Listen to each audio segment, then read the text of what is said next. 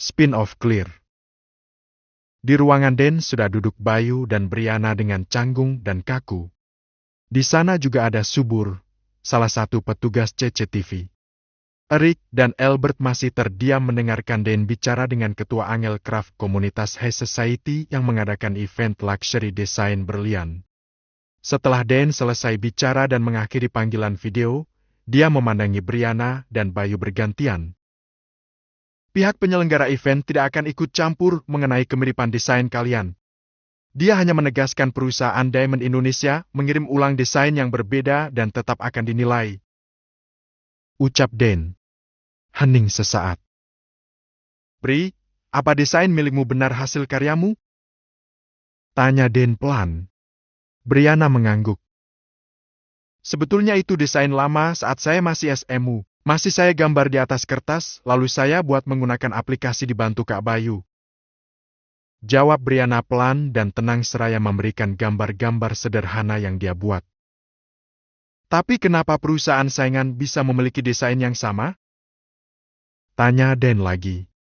Brianna menggeleng lemah. Dia melirik Bayu yang hanya menunduk. Sementara itu Subur menyerahkan tablet pada Den. Di layar tablet diputar rekaman CCTV saat Bayu menyalakan komputer Brianna di jam pulang dan sudah tak ada siapa-siapa di kantor. Jelas terlihat Bayu mencopi file milik Brianna lalu menghapusnya. Bayu, apa kau bisa jelaskan ini? Dan menyodorkan tablet ke dekat Bayu. Bayu tercekat. Lelaki yang ada di video itu benar kamu? Tanya Den. Bayu mengangguk. Sementara Brianna melongo tak percaya melihat rekaman CCTV tersebut. Iya benar, itu memang saya, Bu. Jawab Bayu pelan dan pasrah. Apa alasan kamu mencopi dan menghapus file berisi desain berlian milik Brianna? Den bertanya pelan dan lembut. Bayu melirik Brianna. Dia gelisah. Saya hanya ingin membantu Brianna mengerjakan desainnya yang terkesan sangat klasik. Saya modifikasi menjadi semi modern, tapi berhubung malam itu saya mendapat kabar ibu saya kritis di rumah sakit, saya. Lalu mengalirlah cerita Bayu dengan sangat detail. Den menghela napas. Jadi saat ini kamu tidak punya ponsel? Bayu mengangguk. Oke, kamu berniat membantu Brianna, tapi kenapa file aslinya kamu hapus? Timpal Arik. Itu, saya sempat terlintas pikiran buruk, takut ada staf yang iri dengan Brianna lalu mencuri hasil karyanya. Jawab Bayu. Dan manggut-manggut. Niatmu menjaga hasil karya Brianna? Tapi kenapa bisa perusahaan saingan memiliki desain yang sama? Tanya Den menatap Bayu lekat. Bayu kikuk, dia pun tidak mengerti kenapa bisa Crown Diamond memiliki desain serupa. Bri, apa kamu pernah mempublikasikannya selain untuk event ini? Den mengalihkan pandangan pada Brianna. Brianna menggeleng. Tidak pernah sekalipun. Den menghela napas dalam. Bayu, kamera CCTV mengarah padamu dengan jelas. Tapi kita tidak ada bukti jika kamu yang menjual desain Brianna lalu memberikannya pada Crown. Lagi pula, sebesar apa bayaran orang itu hingga bisa membuatmu mengkhianati temanmu sendiri dan juga perusahaan? Saya berumpah atas nama ibu saya yang sudah tiada, saya tidak memberikan desain milik Brianna pada seseorang selain yang bekerja di perusahaan ini, Bu. Bayu bersikukuh. Memberikan desain pada seseorang selain orang yang bekerja di perusahaan ini? Dan mengerutkan kening. Bayu mengirim 2 desain milik Mia padaku dini hari. Ma, 1 desain milik Brianna yang dia sempurnakan kekurangannya, 1 lagi adalah desain modifikasi, tapi dia meminta sendiri padaku agar aku mencantumkan nama Brianna saja di desain yang sudah dia modifikasi. Albert angkat bicara. Saya berniat membahas tema klasik dan modern keesokan harinya bersama Brianna, tapi mana saya tahu kalau ada berita duka cita mendadak plus ponsel saya hilang. Untung saja ada kartu nama Pak Albert di dompet, jadi saya bisa tahu jika event desain dimajukan tanggalnya. Tukas Bayu cepat. Tapi rekaman CCTV ini kesannya ambigu. Kamu membantu atau mencuri ide desain Brianna hingga Crown memiliki desain yang sangat mirip. tukas Erik. Bayu terdiam. Niat hati membantu dengan tulus karena dia tertarik dengan Brianna sejak pandangan pertama, malah berakhir menjadi dirinya yang tertuduh menjual desain gadis itu. Brianna sendiri tak bisa berkata apa-apa. Pikirannya buntu. Dia ingin percaya pada Bayu, tapi kenyataannya Bayu yang mencopi dan menghapus desain miliknya serta bisa mirip dengan perusahaan saingan. Begini saja, kami akan mengusut tuntas hal ini dengan Crown. Siapa sesungguhnya pemilik desain yang asli? Jika memang benar kamu tidak berbuat curang, kami bersyukur. Tapi andai kamu benar curang, minta maaflah pada Brianna. Dane menengahi. Maaf, memangnya Kak Bayu nggak ikutan serahin desain berlian untuk event? Tanya Brianna. Aku nggak ikutan, pemenang terakhir memang dilarang ikut event selanjutnya dengan alasan memberikan kesempatan untuk yang lain. Nah, kalau setelah event ini ada event lagi, aku bisa ikutan lagi. Sahut Bayu. Brianna manggut-manggut. Aku takut kamu nggak ada yang bantuin karena filenya kuhapus jadi aku di kampung edit serta modif sendiri lalu aku serahkan pada Pak Albert. Jelas Bayu lagi. Sebetulnya aku percaya padamu. Ucap Dane tegas pada Bayu disusul anggukan Albert dan Erik. Bayu lega. Biar saja orang lain menuduh dia pencuri dan curang asalkan atasan dan Brianna mempercayainya. Setelah keluar dari ruangan Dane, Bayu memilih menyendiri beberapa saat di atap gedung seraya menghabiskan beberapa botol minuman kaleng untuk meredam penat di kepalanya. Saat Bayu ada di atas, di bawah sana kantor riuh dengan gosip santer jika Brianna adalah seorang plagiat. Ada pula yang menuding Bayu sebagai musang berbulu domba. Berita sungguh simpang siur. Hingga desas-desus ajaib itu terdengar ke telinga Iwan. OB yang saat itu melihat Tanya dan Bayu menyalakan komputer Brianna. Iwan sibuk bergerak ke sana kemari. Mengepel lantai, membersihkan kaca dan toilet, mengganti galon kosong juga sempat menyimak gosip yang semakin santer saat makan siang. Dia menyerap seluruh desas-desus dengan baik tanpa bertanya. Iwan pun memperhatikan Tanya tapi dia tak melihat Bayu. Dia tahu kebiasaan Bayu jika sedang memikirkan sesuatu pasti menyendiri di taman rooftop. Iwan bergegas naik menuju rooftop. Benar saja, ada Bayu di sana sedang bermuram durja. Pak Bayu, sudah makan siang? Tanya Iwan. Bayu menoleh. Sedang malas, Pak. Pasti kantin penuh dengan bisikan-bisikan aneh dan menyebalkan. Sahut Bayu. Iwan membuka topinya. Dia menghampiri Bayu. Memang benar kalau desain berlian non Brianna mirip dengan perusahaan saingan? Bayu mengangguk. Padahal aku sudah menghapus file dari komputer Brianna. Takut ada yang sabotase, tapi kenapa malah aku yang dituduh? Bagaimana aku bisa mengelak? Rekaman CCTV hanya merekam aku yang jelas-jelas mencopi dan menghapus file milik Brianna. Ucap Bayu seraya menghela napas pasrah. Kalau aku mau curang, aku pasti sudah ke bagian keamanan untuk menghapus rekaman keberadaan aku di kamera CCTV, tapi kan enggak. Iwan manggut-manggut. Kalimat terakhir Bayu dirasanya sangat masuk akal. Memang di kamera CCTV hanya ada Pak Bayu saja, ya? Tanya Iwan. Iya, Pak. Hanya ada aku. Bayu kembali manggut-manggut. Setelah berbincang sesaat dengan Bayu, Iwan kembali turun. Dia ingin menanyai Tanya tapi urung. Akhirnya dia menuju ruangan Dane. Di ruangan Dane masih ada Albert dan Erik. Ada apa Pak Iwan? Tanya Dane karena mereka bertiga tidak merasa memanggil Iwan. Iwan tidak menjawab, dia hanya mengeluarkan ponselnya dari saku celana kargonya. Maaf kalau saya lancang, saya hanya ingin menunjukkan ini pada ibu.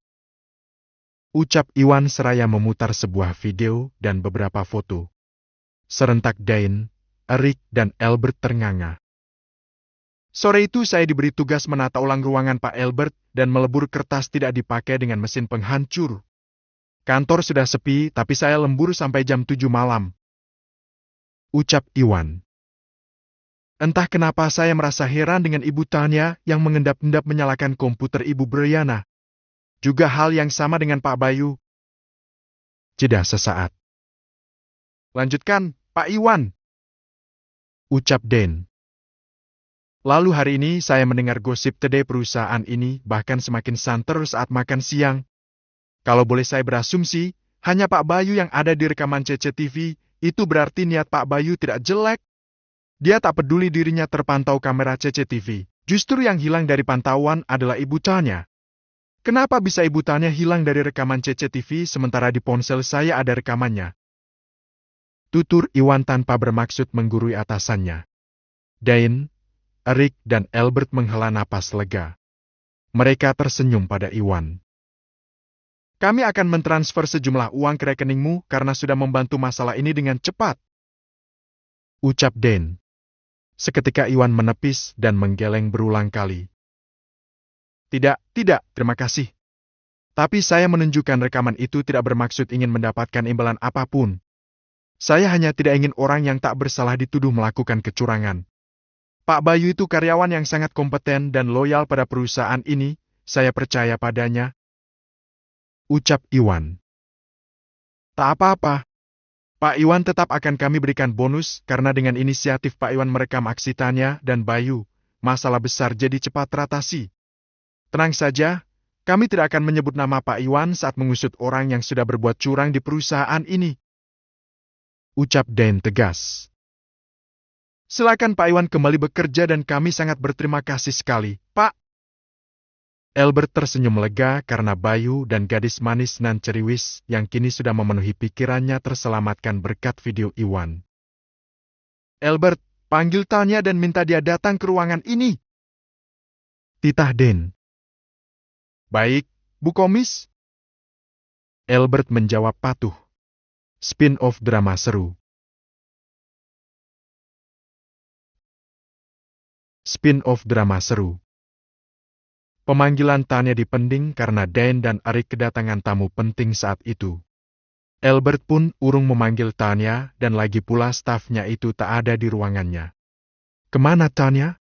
Pikir Albert yang hanya melihat Briana dengan wajah murung di depan komputernya. Ingin sekali Albert memberitahu Briana jika sebetulnya ada pihak lain yang menjadi dalang kekisruhan di perusahaan. Tapi Bayu sedang ada di samping Briana, berbicara dengan lembut serta meyakinkan Briana. Wajah murung Albert karena cemburu tak luput dari perhatian Laras. Dia gemas sendiri melihat tingkah laku Albert. 2 jam berlalu, sebentar lagi jam pulang kantor sudah akan tiba. Tamu Dan dan Eric pun sudah pulang. Albert memanggil Laras, kenapa Tanya tak kunjung terlihat. Tanya sedang keluar kantor, Pak, ujar Laras. Ada urusan apa? Tanya Albert. Sebelum sempat Laras menjawab terdengar kehebohan di selasar ruangan. Gawat, guys! Ada drama babak baru di depan front office. Gila nggak sih tuh si Melon? Nggak nyangka beneran. Teriak salah seorang karyawan perempuan. Ada apa? Tanya yang lain. Ada yang dilabrak istri saya di lobi. Kalian tahu siapa yang ngelabrak Tanya? Siapa? Keriuhan semakin menjadi. Si Melon itu pelakor. Dan kalian akan terkejut siapa yang istri saya yang melabrak si Melon. Siapa? Tanya yang lain tampak sangat penasaran. Karena sudah tak sabar dengan jawaban karyawan itu, beberapa pegawai segera berlari menuju lobi diikuti yang lain. Laras pun mengabaikan Albert, dia ikut penasaran. Albert, Bayu dan Briana yang sedikit kalem hanya saling pandang.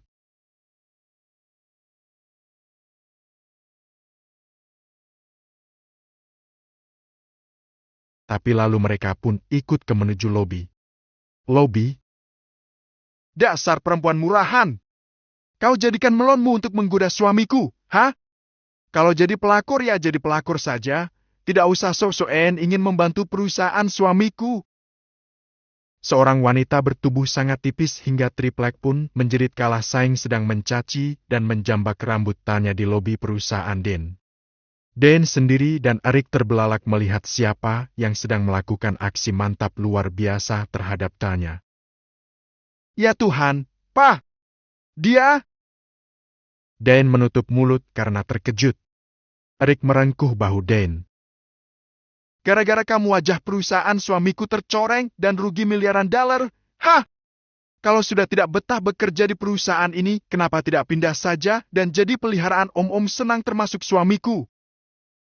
Jerit wanita super kurus tersebut.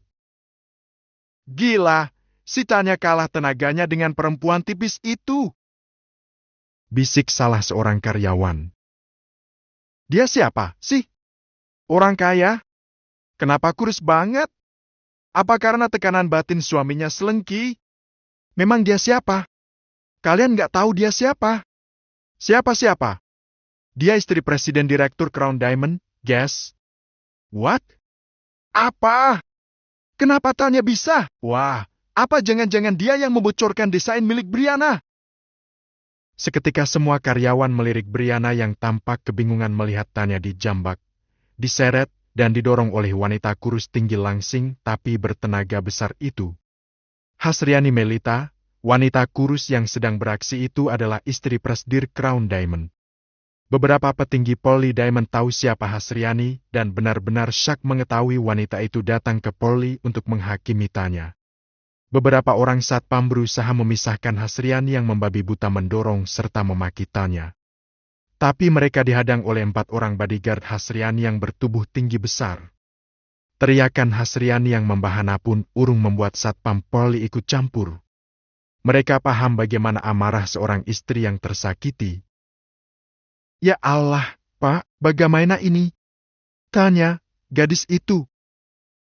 Dane meremat ujung jas suaminya. Tanya sendiri sudah kacau balau. Sebagian rambutnya sudah semrawut dan tak berbentuk karena digunting paksa oleh Hasriani.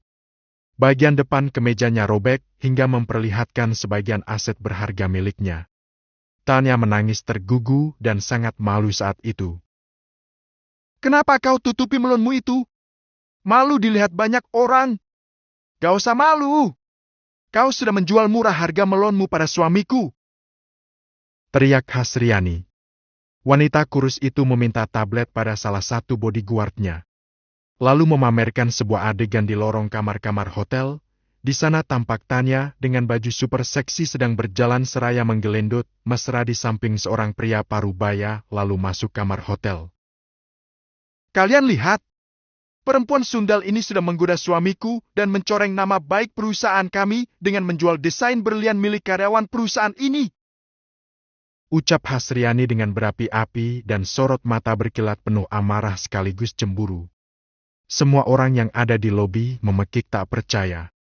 Tapi jelas sekali video Tanya dengan sikap murahan menggelendot mesra dengan petinggi Crown Diamond. Juga ucapan Hasriani yang sungguh mengejutkan. Tidak. Aku tidak menjual desain berlian karyawan perusahaan ini. Teriak Tanya masih teronggok di dekat pot bunga besar dekat sofa lobi seraya menutupi bagian atas tubuhnya dengan kedua tangannya. Jadi kau hanya menjual tubuhmu saja? Cibir Hasriani melempar tablet pada Tanya. Tanya memekik kesakitan karena tablet itu mengenai kepalanya. Ais, sayang banget itu tablet dilempar gitu aja. Tanya kenapa bisa ketahuan? Ah, mereka mainnya kurang cantik makanya bisa ketahuan. Gila bener ini. Jual diri plus jual desain milik orang. Parah nggak sih?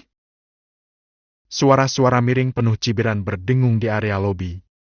Hasriani mencari sosok yang dia cari di antara orang-orang yang berkerumun. Pandangannya menangkap sosok Dane. Dia segera mendekat. Nyonya Dane Polly yang terhormat, andai Anda masih mempekerjakan perempuan jalang itu di perusahaan ini, aku tak akan segan-segan mengobrak-abrik perusahaanmu tiap hari. Akan kucincang jalang itu hingga lebur tak berbentuk dan tak punya nyali. Karyawan Anda sudah 1 tahun menjalin hubungan tak bermoral di belakangku dengan suamiku. Aku menahan diri selama ini.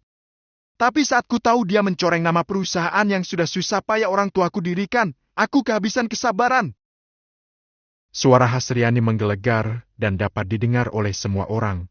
sementara Brianna hanya terpaku melihat Tanya sedang dikuliti tanpa belas kasihan saat itu. Bayu yang ada di sebelahnya menepuk-nepuk pelan bahu Brianna. Hal itu mendapat lirikan tidak suka dari Albert. Tapi Albert hanya bisa menunduk sesaat dengan raut wajah sedih. Syuting drama menjelang jam pulang kantor di perusahaan Dane segera ditangani Dane dan Arik. Keduanya meminta Hasriani untuk berbicara di ruangan mereka. Albert sendiri segera meminta satpam untuk mengumpulkan ponsel semua orang yang ada di lobi serentak. Albert memperhatikan banyak orang yang merekam kejadian tersebut. Dia tak ingin insiden itu sampai viral. Di ruangan Albert penuh tumpukan ponsel. Bagi siapapun yang ingin mengambil ponselnya, harus menunjukkan video yang mereka rekam lalu menghapusnya. Tanya sendiri diseret oleh bodyguard Hasriani menuju ruangan Dane. Tanya tidak mengelak setelah dicecar pertanyaan oleh Dane dan Arik mengenai hubungan terlarangnya dengan suami Hasriani. Tapi dia tetap tidak mengakui jika dirinya sudah mencuri desain Brianna. Akhirnya Dane menyerah, dia memperlihatkan rekaman yang dicopi dari ponsel Iwan. Lalu ini apa, Tanya? Apa kau bisa jelaskan kenapa perempuan yang mirip denganmu menyalakan komputer Brianna? Sikapmu pun mencurigakan dengan berjalan mengendap-endap serta rekaman ini hilang dari pantauan CCTV. Dane menatap tajam Tanya. Tanya ternganga tak percaya jika aksinya mencuri desain berlian milik Brianna diam-diam ada yang merekam. Siapa dia? Tanya bungkam. Dia tak bisa mengelak dan hanya bisa mengaduh kesakitan karena Hasriani kembali memukul kepalanya dengan vas bunga di atas meja. Untung saja vas bunga itu terbuat dari plastik. Dane dan Arik benar-benar tidak menyebut nama Iwan. Lelaki yang sudah menjadi karyawan tetap dengan jabatan office boy senior itu akan tetap aman bekerja di perusahaan mereka. Bahkan Arik memberi ide pada Dane untuk menaikkan jabatan Iwan yang sebetulnya sudah separuh sepuh itu menjadi leader OB yang tugasnya hanya mengawasi serta memberi pengarahan pada staf OB lainnya. Hingga Iwan yang berusia 55 tahun itu tidak perlu lagi bekerja menguras tenaga di perusahaan. Hasriani dan Dane tampak berdiskusi mengenai desain berlian yang harus mereka serahkan dalam 3 hari ke depan. Keduanya sama-sama akan kembali bersaing secara sehat seperti yang biasa mereka lakukan. Tapi Hasriani mengancam Dane untuk segera memecat Tanya tanpa pesangon sepeser pun. Sebelum sempat meninggalkan ruangan Dane, sekali lagi Haryani menarik Tanya yang masih menunduk malu di depan Brianna dan Bayu. Dia menyeret Tanya lalu mendorong dengan keras hingga kepalanya membentur dinding. Tak cukup sampai di situ, Hasriani menendang bokong Tanya dengan hak sepatunya yang tinggi dan runcing. Rasakan kau, Jalang! Puas sekali aku sudah mempermalukanmu di hadapan rekan dan atasanmu. Jangan harap kau bisa hidup tenang setelah ini. Ancam Hasriani dan keluar ruangan dengan wajah puas. Spin-off tak bisa tidur.